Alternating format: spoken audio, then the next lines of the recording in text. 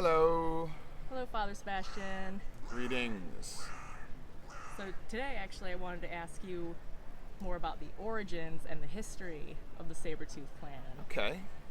Well, as we talked about in the previous video, Sabretooth is a fan club, a VIP society, a family of my Fang clients with its own culture and traditions. But it didn't just begin like that. It actually started fairly spontaneously and organically. When I was a kid, I was just a normal soccer playing kid from New Jersey, but don't tell anybody. Oh, Joyzy. Yeah, I was born in California, but my family grew up in I grew up in New Jersey, and went to a normal school. Mom and dad played soccer, baseball, did the whole works. Normal guy, and my dad was a sporting goods salesman and always in the business. And my mom loved supernatural and paranormal and all this kind of stuff. And one of the things I remember was when I was like 14 or 15, my mom went to me, Tom Cruise is losing a lot of weight to be in a vampire movie called Interview with the Vampire, written by a woman named Anne Rice. And this is the first time I've really got what a vampire was. I was 13 or 14, I couldn't remember. I mean, this was years before the movie came out. And I was like, really, Mom? That's weird. And she's like, oh, that's all right. It's cool. And that introduced me to Anne Rice, and I read the books, and I fell in love with Lestat de Lioncourt, and then I saw Lost Boys, which is my first vampire movie. I love the mixture of humor and seriousness, and the beauty of the teeth. The teeth always got into my head. And then my dad was a very successful businessman. He told me two things that really hit home and related to the vampire genre that made it more tangible for me. One was, do what you love and the success will come, and don't use money as an obsession. Money is just a vehicle to get your creativity and your things done, and have a passion, but be responsible with money. But it's the energy that you need to create your dreams and your passions. So I had a very good sense of what money was. It wasn't money that I'm after, it was the passion of creativity. Doing what I love. And my grandfather's an orthodontist, or was an orthodontist. My aunt is a dentist. And things started just coming together. And my dad also told me one thing. He goes, one of the things I probably, and you probably just missed, was physical immortality. So as these things accumulated, and I got into the Vampire the Masquerade role-playing game in the early 90s, which was before the internet, was really big. I mean, there was Prodigy and maybe America Online, but everything was very limited. And I was at a vampire role-playing game, and I saw a guy with fangs. I was like, that is really freaking cool. I saw these custom fangs, and I was like, who made them? And they said this guy named Gregor. So about 2 years later, the year is 1993, I meet this wonderful vampire girl. She loved vampires, named Dawn Rems. Beautiful girl with long auburn hair with red streaks. Always wore a belly chain, had this kind of gypsy vibe to her. And she was, I can't remember where I met her, but oh man, was I in love. And I was playing the Vampire the Masquerade role-playing game. I was in high school. And and Dawn went to me, I want to go to your prom because I can't go to my prom. And I was like, okay, why can't you go to your prom? She's like, well, I got lupus and Lyme disease and I'm dying. So, and my health is not good. I mean, she wasn't contagious or anything. But she was like, let's go to the prom. So I said, well, why don't we get fangs? Because we love vampires. So we went to Gregor on the 8th of November 1993 to get our fangs for our prom that would happen in 94 when I graduated high school. And we got the fangs, and I remember getting the fangs, and we were so excited driving home, and it changed my life, getting those fangs. I had asked my grandfather to do it, but he was like, you're freaking crazy. So did you learn to make fangs from Gregor then? No, Okay. no, but I was working at a shoe store called Wild Pair in the local mall. We sold stripper shoes and rock star shoes, and girls would come in and buy shoes to go out clubbing. The most important thing in the wardrobe is shoes, right? Yeah, especially if you got the ones with the goldfish in them. I don't think we had those at the time. But two events happened while I was working at the store. One, this gentleman walks in and he's a prosthodontist. Can't say his name, but he was Italian and he would love my fangs. So I'd wear my fangs with like a poet shirt and like, you know, swashbuckler boots. And he goes, I want to get into that. And I'm like, what do you mean? And he's like, let's make fangs. So I was like, my grandfather was an orthodontist, and he was like, you know, my grandmother, I tried to use get my grandmother to let me use my grandfather's dental technician equipment, but she didn't really go for it. And so what happened next was I didn't want to ask my aunt because I thought it was, you know, it was a conservative time back then. And I was working in this wild shoe store. And, you know, we had Doc Martens and stilettos and strippers and rock stars and all sorts of alternative people would come in. And so I started apprenticing every Wednesday for almost 18 months. I was working for this prosthodontist in Bedminster, New Jersey. And we were doing all sorts of special effects work. And he wanted to do permanent fangs. And we had a whole bunch of crazy stuff happen. Like, for example, we would dress in the costumes of dead ringers. Like the surgeons that, you know, steal the organs and stuff. And we would do dental surgery. And I would help him. And I wasn't doing any of the surgery. I mean, I was just like handing him tools and stuff like that. And we do them on Sundays. I remember this one guy from Brazil came in and he wanted each tooth to be a different color, like black, white, black, white. So we were starting with one tooth, and it was like $2,000 to get it. So the doc removed the guy's tooth, made a permanent one. The guy had like piercings and everything like that. And we had a woman in the lobby and a guy in the lobby. She was like a stripper with a big fur coat and a Jersey vamp, which is a guy that's dressed kind of like Van Helsing with a big hat, cowboy hat, and a long trench coat. And it was Sunday afternoon, and the doc's wife came in. Okay, this is late '95, and came in, and I was already making special effects things, but I'll get into that in a second. I remember her kid broke a tooth, and she came in and she saw these two characters in the lobby while we were doing in the thing. We do this on Sundays, once a month, special appointments to make permanent fangs.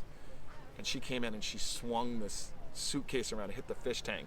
And all I remember is hearing and a scream, and I run out, and the vampire is like kung fu style, and the stripper is like, you know, dodging this woman's thing while she has two little kids. And I guess one of the kids broke a tooth and she couldn't get us on the phone. There was no dental assistant. So little crazy stuff like that would happen, and that ended my relationship with the prosthodontist. Oh no.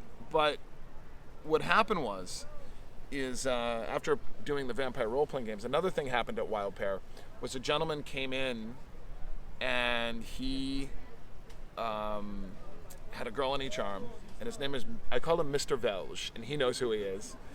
And he came in and he goes, do you have a fax machine? It was like 9 o'clock, and he goes, I got to fax my guest list to Limelight. And all the kids would go into the city to Tunnel and Bridge crowd, and Limelight was the club. If you've seen the movie Party Monster, with Michael Alec as the character, but Macaulay Culkin and Seth Green playing the main characters.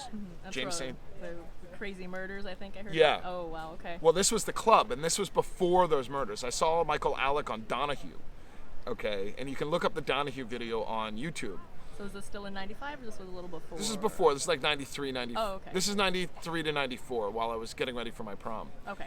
And I was running the Vampire the Masquerade games, and Vampire the Masquerade was a cool game, but one thing I always wanted I wanted something more and more of a lifestyle and more of a tangible thing. I didn't want to go and play role-playing games. I love role-playing. Role-playing is my life. And everybody role-plays. A friend of mine recently told me that everybody role-plays, whether you're the King of England or you're, role-playing to be the President of the United States. Role-play is a big part of human culture. For children, it's learning.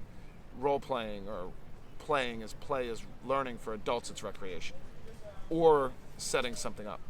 So this guy, Mr. Velge, comes in and he goes, why don't you put your name on the guest list? And then I told him, he saw my fangs, he's like, that's awesome. And he brought me in to meet the guys at Limelight, the management of Limelight. And this was like, we had rock and roll church on Sundays. We had communion, goth and techno night on Tuesdays. There was all sorts of wild bands and rock stars going on inside of the Limelight. And this was a church at 666 Avenue. And everybody started asking me for fangs, and I had nobody to bring them to, and I was working for the prosthodontist, and I wasn't ready. So on Christmas Day, 1994, I went to my mom, and I'm like, Mom, I'm going to give you the coolest Christmas present you're ever going to have, and I made her a pair of fangs. Oh, wow. So Yeah. your mother was the first of Clan Sabretooth. Yeah, but it wasn't called Sabretooth yet. I was just going by Sebastiaan. Okay, At Fangs the by time. Sebastiaan. Yeah, Fangs by Sebastiaan.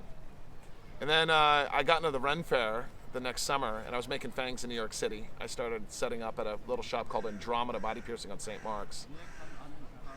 And August of that summer of 1995 was incredible. I went to a place called the Dark Shadows Festival, and I made a Catholic priest named Neil Fangs from Nevada. It was insane. Wow. I was like, oh my God, I'm making a Catholic priest fangs.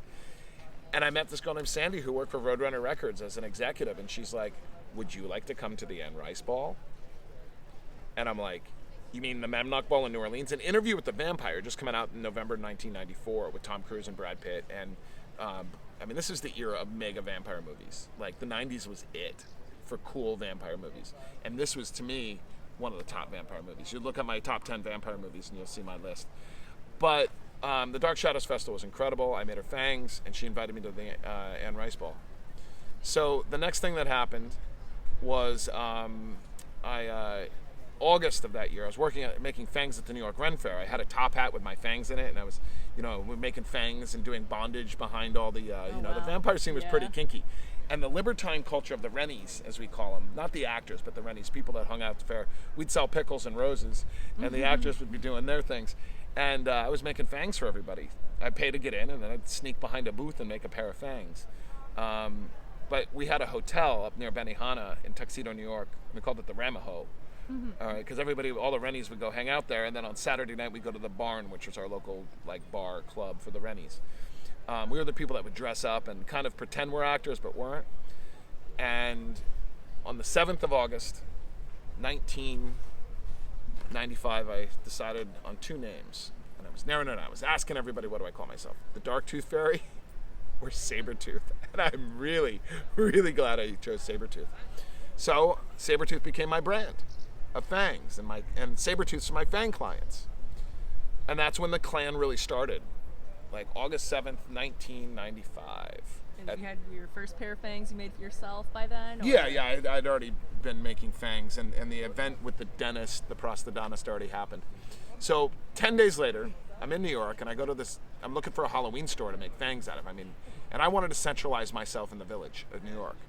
So I go to this shop called Abracadabra, which is the #1 Halloween store in New York City. Glenn Close would come and drop off her old costumes from Dangerous Liaisons for people to rent. Actors would do that all the time.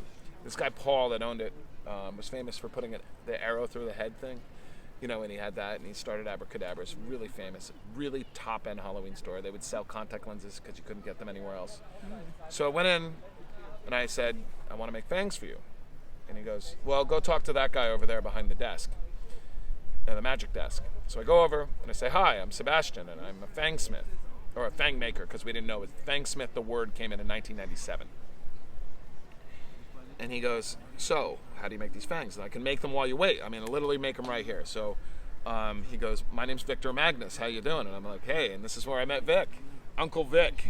Victor the Magnus. My advisor, my mentor, my keep me straight guy. Victor, I pay him to tell me what to do. It's kind of cool.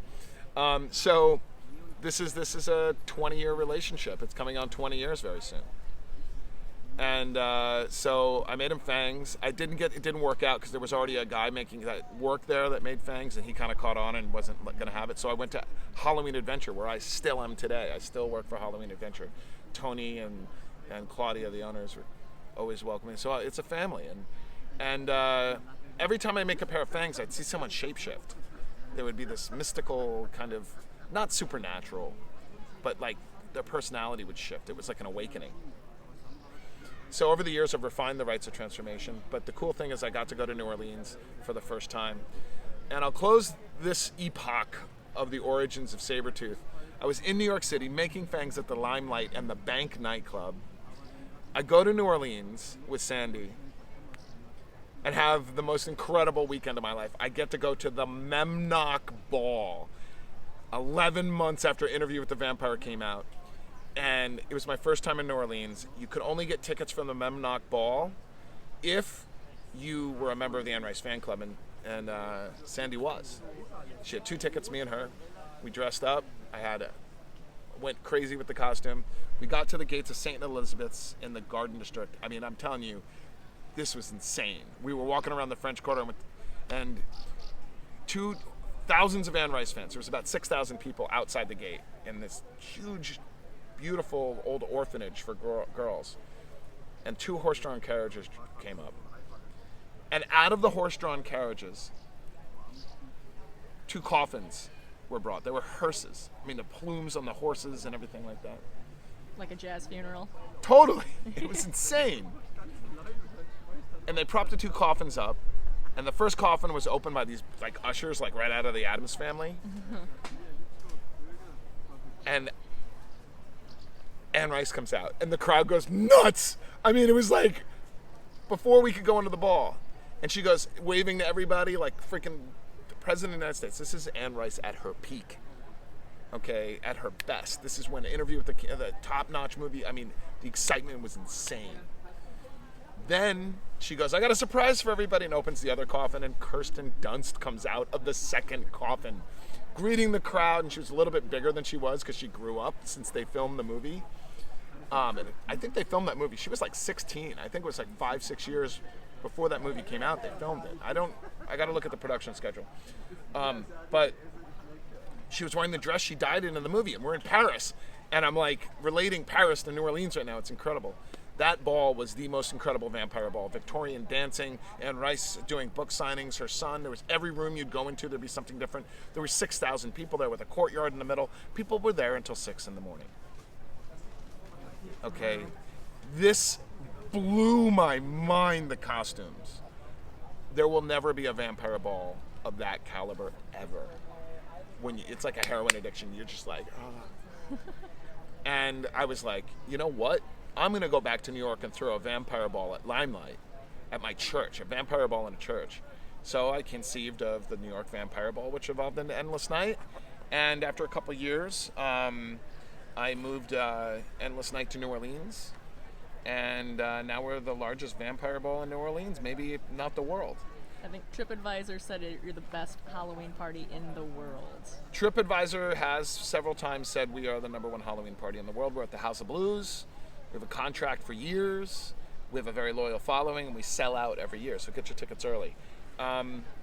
So that's the origins of Sabretooth. There's a lot more to say, but we'll get into that in the next video. All right. Well, thank you for sharing a little bit of the history and the origins there. Yeah, I mean, there's a lot more to say, but I told you, like, it's just so many details, so many memories. And I hope I gave you guys some information on how I got making fangs. Yeah, that's great. Well, until next time. Rock and roll, guys. Rock and roll.